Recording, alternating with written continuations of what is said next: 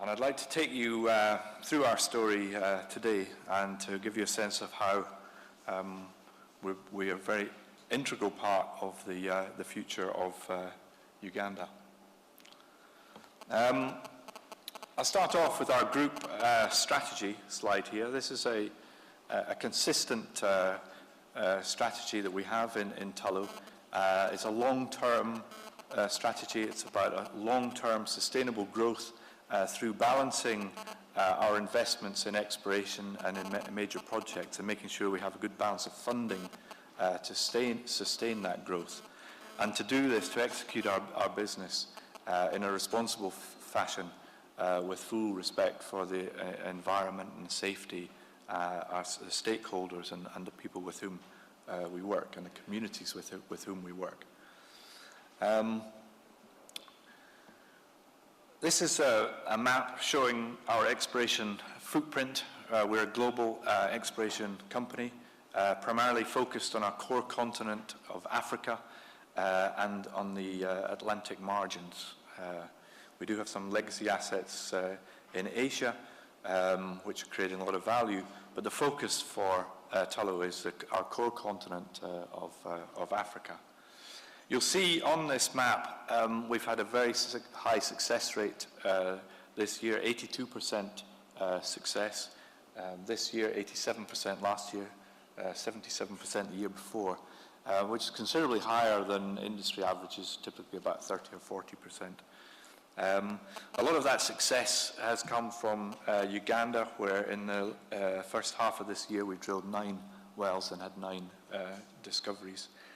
We're also making good ground in Ghana, where 3 out of 4 of our wells have been successful this year. And you may have noticed a press release we made the other day announced the discovery of the biggest light oil field in Africa, the Owo discovery in Ghana, which is the biggest one since our own record 3 years ago when we discovered the Jubilee field. But returning to Uganda and zooming in on the East Africa part of the Tullow portfolio, you see there on the left-hand side of this map our acreage position around the Lake Albert Rift Basin, which has proved to be a very prolific hydrocarbon resource patch on the world. Just to give you a sense of the oil patch in the world, about 0.5% of the world, 0.5% of the world has oil under it. So we have to be very selective in where we choose to explore. And Uganda has been very blessed in having hydrocarbons within that 0.5% of the world in a very rich pocket of hydrocarbons in the Lake Albert Rift Basin.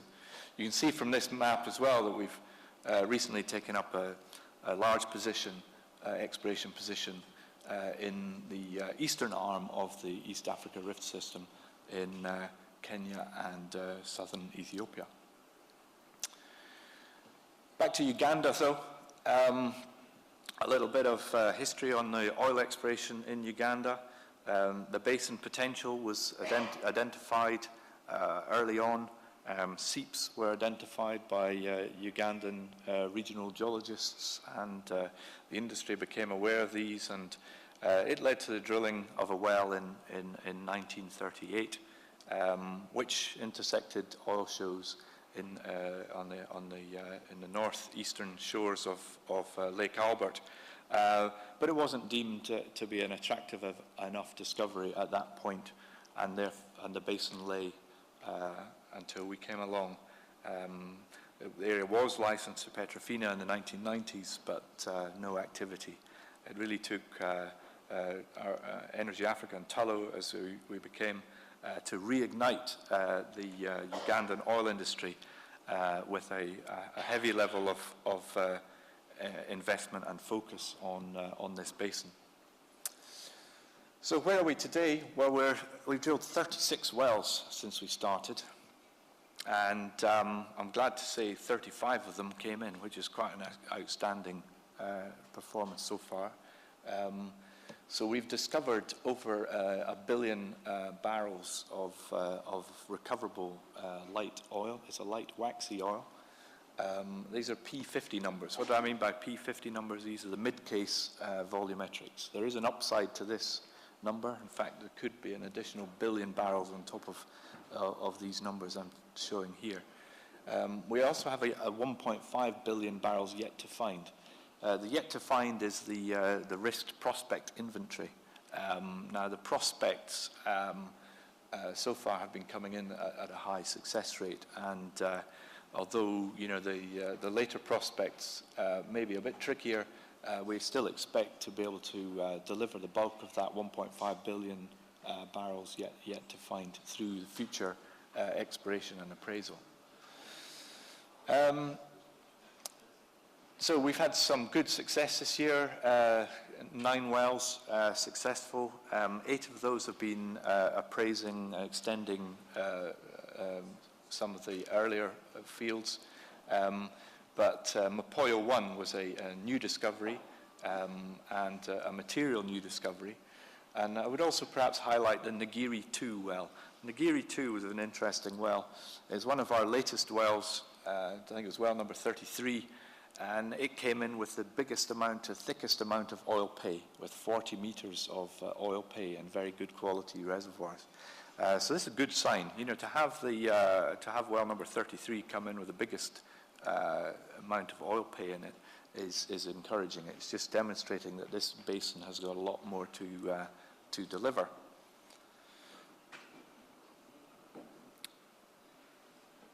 Okay. So with all these successes through the exploration and appraisal drilling, clearly Uganda is preparing itself to join the world's oil producers. And you can see from this chart of the world's oil producers that Uganda is going to be among the top 50 producers in the world and amongst the top 10 producers in Africa. So it could be looking at 200 to 300,000 barrels a day production from the oil that's been discovered and yet to find. So a radical change for Uganda and for the economy. What's it going to look like in detail? Here's the first phase of development in Block 2. We'll be doing extended well tests on track for delivery by the end of this year.